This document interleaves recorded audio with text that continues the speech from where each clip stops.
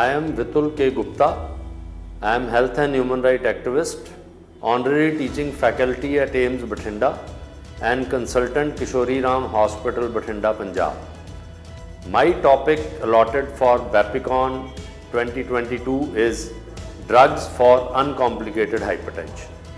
So basically hypertension is a silent killer and it is gaining monstrous dimensions in India.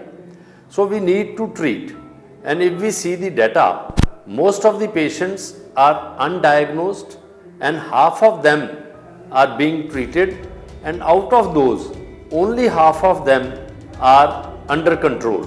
So it is very important to know which drugs to be used in uncomplicated hypertension.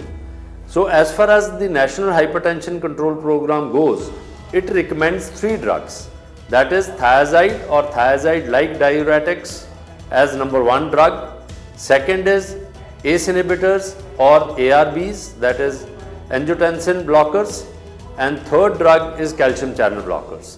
So beta blockers and other drugs are on 4th and 5th place.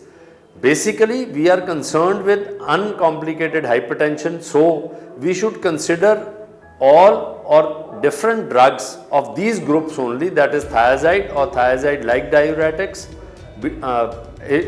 ACE inhibitors or receptor blockers, and calcium channel blockers. So we can use this in combination or separately in uncomplicated hypertension. Indian guidelines states that less than 55 years we should use diuretics and ACE inhibitors or receptor blockers. Above 55 years of age we should prefer calcium channel blockers and thiazide diuretics.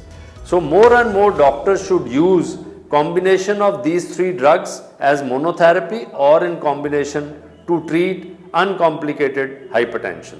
Thank you very much.